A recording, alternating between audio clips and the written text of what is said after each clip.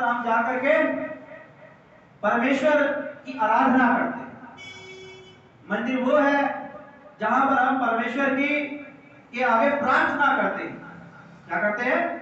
परमेश्वर के आगे प्रार्थना करते हैं, परमेश्वर की आराधना करते हैं मंदिर के अंदर, परमेश्वर के आगे पश्चाताप करते हैं। और मंदिर वो जगह है जहां पर हमें परमेश्वर से पापों की क्षमा मिलती है। तो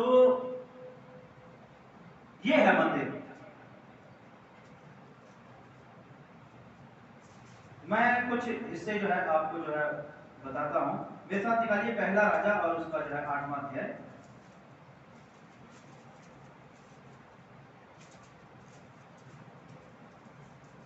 उसका 8वां अध्याय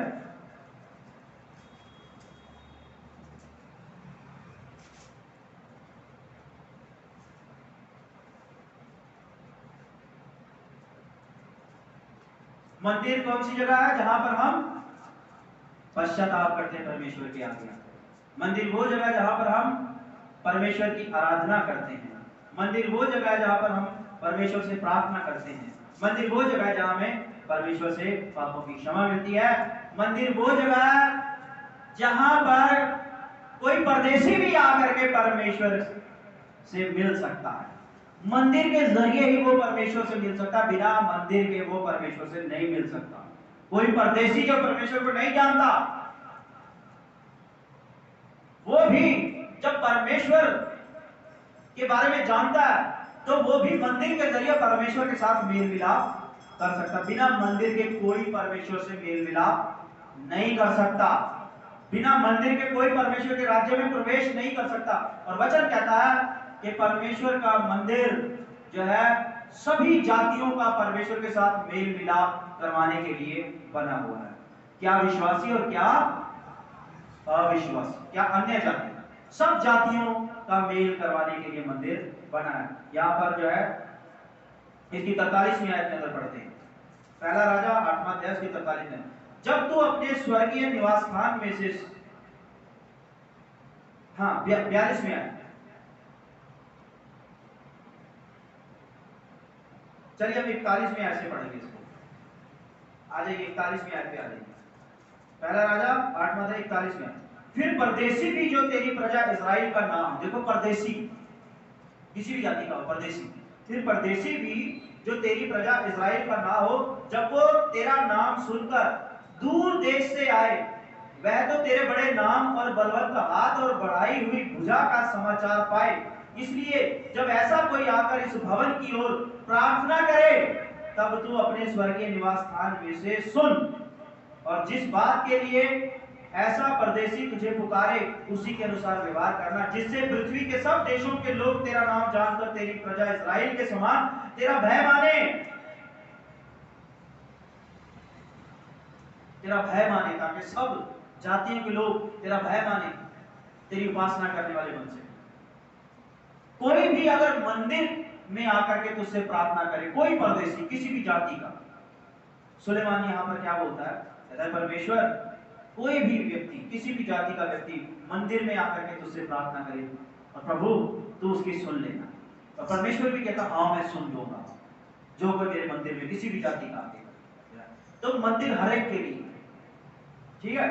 अब 8वें अध्याय के अंदर हम 33वीं आयत से देखते हैं। 33वीं आयत, फिर जब तेरी प्रजा इस्राएल तेरे विरुद्ध पाप करने के कारण अपने शत्रुओं से हार जाए और तेरी ओर फिर कर तेरा नाम ले और इस भवन में तुझसे गिड़गिड़ाहट के साथ प्रार्थना करे, तब तू स्वर्ग में से सुनकर अपनी प्रजा इस्राएल का पाप क्षमा करना। यानी जब लोग पाप करते हैं और पाप करने के बाद वो पापों की क्षमा कहां से हासिल करें? कौन सी वो जगह? वो है मंदिर। मंदिर में आओ, पापों की क्षमा तब मिलेगी, पहले पश्चाताप करने का मूड बनाना पड़ेगा। अगर कोई व्यक्ति ये इरादा करता है कि मैंने पाप किया है और मैं पश्चाताप करने का इरादा रखता हूं, मैं पश्चाताप करूंगा ताकि फिर मेरे को पापों की क्षमा मिले, लेकिन पश्चाताप करना कहां है, कैसे करना है? तो वचन कहता है मंदिर में आ, मंदिर में आकर के तू पश्चाताप कर। घर बैठ के करता रहेगा, इधर उधर करता रहेगा, तेरा पश्चाताप बेकार है। मंदिर में आके पश्चाताप कर और और फिर मंदिर में तुझे पापों की क्षमा मिल जाएगी। और वो मंदिर है खुदा यीशु मसीह। कौन है? खुदा यीशु मसीह, जिसको आकर के फरीसी कहते हैं हमें बता कि तू किस अधिकार से मंदिर में उपदेश देता है, मंदिर में प्रचार करता है, आराधना करवाता है लोगों से, लोगों को शिफा देता है, किस अधिकार से? कहता है, कहते हैं हमें चिन्ह बता, कोई चिन्ह दे। कहता चिन्ह चाहिए तो सुन लो, इस मंदिर को ढा दो, मैं 3 दिन में खड़ा कर दूंगा। वो कहता वो मंदिर मैं हूं, ये मेरे याद में बनाया गया। असल में ये मंदिर जिसमें तुम खरीदो फरोख्त करते हो ना, ये मेरा चिन्ह है, मेरी याद में बनाया। इसीलिए परमेश्वर ने बोला सुलेमान को बना कि ये मेरे बेटे की ओर इशारा करेगा। तो मंदिर मैं, यीशु मसीह ने। तो इसलिए पापों की क्षमा, पश्चाताप करने की कौन सी जगह, कौन सा रास्ता है? यीशु मसीह। यीशु मसीह में आकर के जब हम पश्चाताप करेंगे तो परमेश्वर पश्चाताप को कबूल करेगा। यीशु मसीह से बाहर होकर करेंगे, पश्चाताप करते रहो, कोई वैल्यू नहीं। और यीशु मसीह में आकर के पश्चाताप करोगे तो फिर यीशु मसीह में परमेश्वर पिता स्वर्ग से आपको पापों की क्षमा भी दे देगा। अगर कोई परदेशी परमेश्वर के राज्य में जाना चाहता है, अगर कोई परदेशी कोई मुराद चाहता है, आत्मिक वरदान चाहता है, उसको परमेश्वर से तभी मिलेगा जब वो यीशु मसीह में होकर के मंदिर में आकर के या परमेश्वर से प्रार्थना करेगा। कहां पर करेगा? मंदिर में आकर। उसकी प्रार्थना की वैल्यू, उसकी प्रार्थना परमेश्वर तभी कबूल करेगा जब वो यीशु में होकर के प्रार्थना करनी शुरू करेगा, किसी भी जाति का हो, और परमेश्वर उसे भी आत्मिक वरदानों से भर देगा। इसलिए वचन क्या कहता है? प्रभु यीशु मसीह का घर यानी मेरा घर सब जातियों के लिए प्रार्थना का घर है। मुझ में होकर के प्रार्थना करो तो पिता तुम्हें आशीष देगा, मुझ में होकर पश्चाताप करो, पिता तुम्हें माफ कर देगा।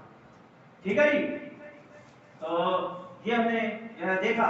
और भजन संहिता में से भजन 27,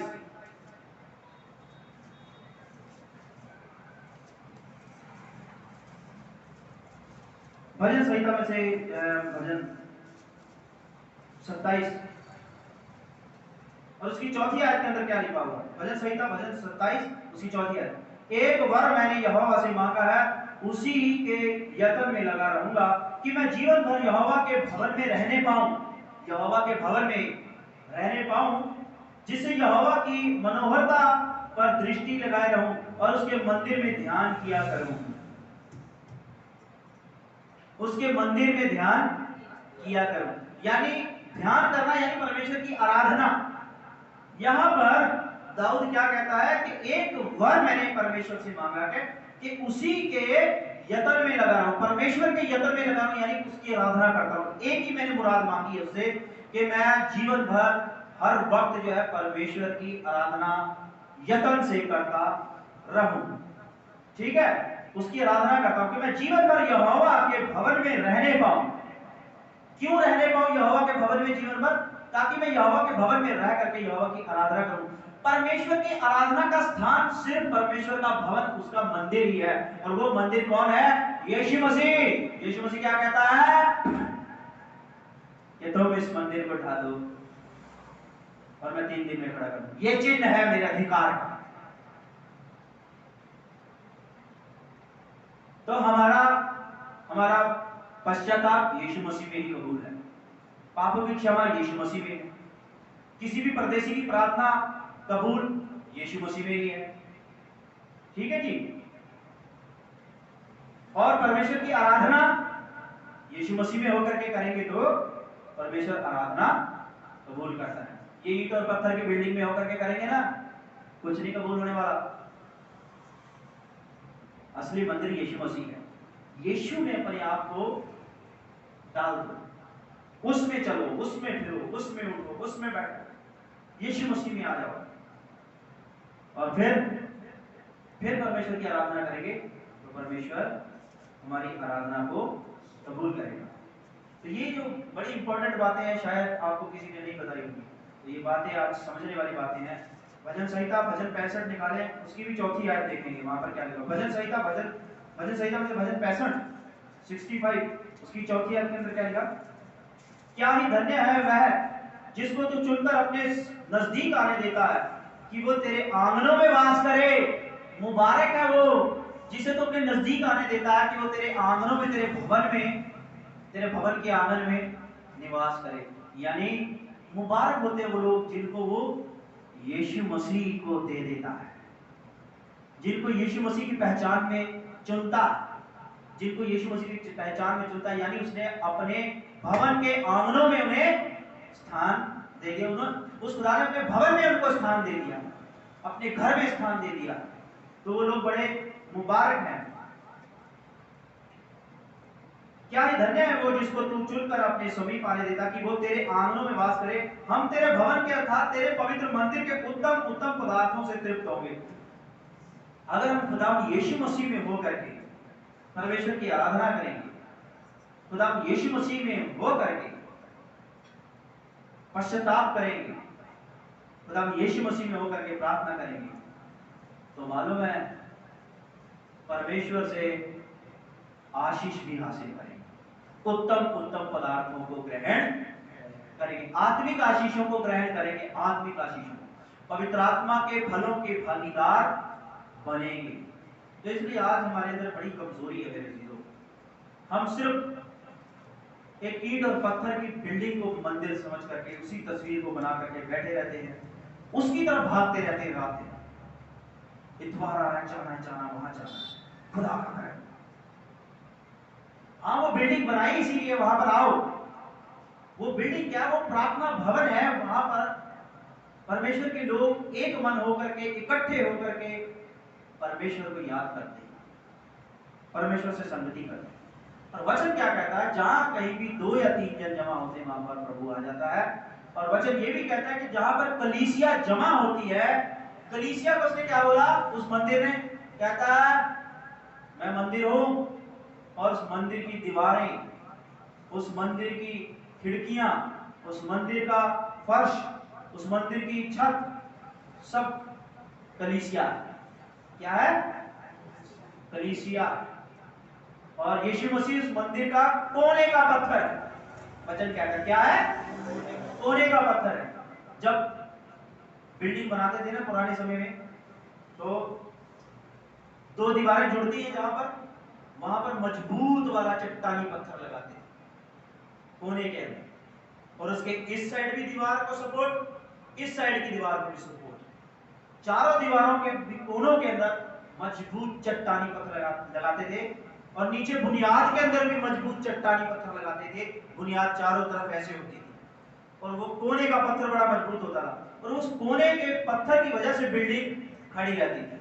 अगर कोने का पत्थर मजबूत नहीं लगाया जाता तो दीवारें गिर जाती थी। तो यीशु मसीह कोने का पत्थर और दीवारें, बुनियाद, ये कौन है? भविष्यवक्ता, कलीसिया, विश्वासी, ये हैं। और इन सब को वो कोने का पत्थर संभालता है यीशु मसीह। समझिए? तो जहां कलीसिया है वहां पर वो कोने का पत्थर है, और वो कोने का पत्थर जब हमारे बीच में, कलीसिया बीच में है, तो सब मिल करके परमेश्वर का मंदिर बन जाता।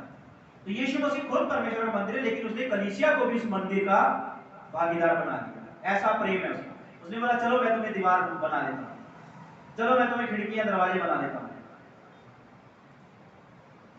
तुम मेरी दीवारें हो, तुम मेरी खिड़कियां, तुम मेरी दरवाजे हो, तुम मेरा फर्श हो, जाओ मैं तुम्हें अपना बना देता हूं। ठीक है? तो ये है परमेश्वर का वचन, हमें ये सारी बातें जो है परमेश्वर का वचन हमें सिखाता है। तो इसलिए मेरे अजीजों, खुदा का कलाम हमें बताता है कि यीशु मसीह ही वो मंदिर है। तो इसलिए यीशु मसीह के ऊपर अपना ध्यान केंद्रित करें और यीशु में होकर के चलना सीखें। हमारा फोकस यीशु मसीह पर होना चाहिए। यीशु मसीह पर यानी यीशु मसीह के वचनों पर चलना है, उसकी आज्ञा में चलना है, उसके साथ ईमानदारी का जीवन। और यीशु मसीह में होकर के ईमानदारी के साथ चलते हुए फिर हम प्रार्थना करें, फिर हम आराधना करें, फिर हम दुआ करें, फिर परमेश्वर कबूल करता है। इसलिए आज बहुत सारे क्रिश्चियन कहने को तो क्रिश्चियन है, लेकिन वो चलते संसार में, यीशु मसीह में नहीं चलते। उनका जीवन टोटली संसारिक जीवन है और वो चर्च बिल्डिंग की ओर दौड़ते रहते हैं। तो ऐसों के लिए परमेश्वर के राज्य में फिर कोई जगह नहीं है। परमेश्वर कहता है कि तुम्हें एक चिन्ह दिया गया, वो चिन्ह है यीशु मसीह। इसीलिए मंदिर बनाया गया मेरे अजीजों, मंदिर यीशु मसीह की ओर इशारा करता है।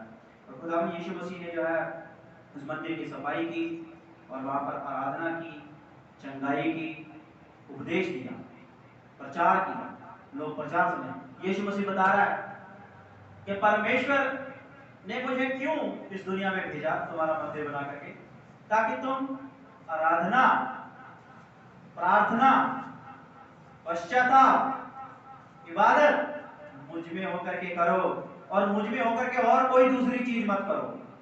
यीशु मसीह में होकर के वो लोग खरीदो फरोख्त कर रहे, यीशु मसीह में होकर के वो लोग, परमेश्वर के मंदिर में होकर के वो लोग भेड़ बकरियां बेच रहे। आज यीशु मसीह में होकर के हम सारी संसारिक बातें करते हैं, संसारिक गतिविधियां हमारे अंदर है। यीशु मसीह में होकर के हमने उस मंदिर को डाकुओं की खो बना दिया। वो कहता तुमने मेरे पिता के घर को डाकुओं की खो बना दी। इसलिए सफाई की जरूरत है, जीवन को साफ करें। यीशु मसीह बता रहा है, इसीलिए उसने चंगाई शुरू की, उपदेश शुरू किया। उसने बोला ये सब मुझ में होता है, ये होता है मुझ में, चंगाई मुझ में होती है, आराधना मुझ में होती है, प्रार्थना मुझ में होती है, पश्चाताप मुझ में होता है, स्तुति आराधना मुझ में होती है, मुझ में उपदेश सुना जाता है, परमेश्वर का वचन सुना जाता है, और दूसरा कोई काम मुझ में नहीं होता। तुम मुझ में ये काम नहीं करते हो, तुम मुझ में कुछ और ही काम करते हो। अपने माथे पे मसीह का लेवल लगा करके हम कुछ और ही करते हैं अपनी जिंदगी में। इसलिए वो कह रहा है सफाई की जरूरत है। आज हमें अपने जीवन पर गौर करना है, देखिए हमारा जीवन कैसा है। क्या सच में हम पौलुस की तरह, दूसरे शागिर्दों की तरह यीशु मसीह में चलते फिरते, उठते बैठते, सांसें लेते हैं, आगे बढ़ते हैं, या फिर हम संसार के मुताबिक चलते हैं? अगर संसार के मुताबिक है तो परमेश्वर से दुआ कीजिए, खुदा भी यीशु मसीह मंदिर में होकर के दुआ कीजिए, मंदिर में होकर के पश्चाताप कीजिए, यीशु मसीह में पश्चाताप करें। परमेश्वर हमें माफ कर, हमसे अब तक जो कुछ हुआ हमें माफ कर। अब हमें यीशु मसीह में पापों की क्षमा दी और हम यीशु मसीह में होकर के चल सके, ऐसा जीवन हमारा बना। हम अपने आप को तैयार करें। खुदा आप सबको आशीष। आइए दुआ करें। खुदावंद तेरे शुक्रगुजार है आज के इस कलाम के हिस्से के लिए। खुदावंद तूने अपने पवित्र शास्त्र के द्वारा हमें बड़ी गहरी और गूढ़ बातें बताई। सच में खुदा यीशु मसीह वो मंदिर है जिसमें होकर के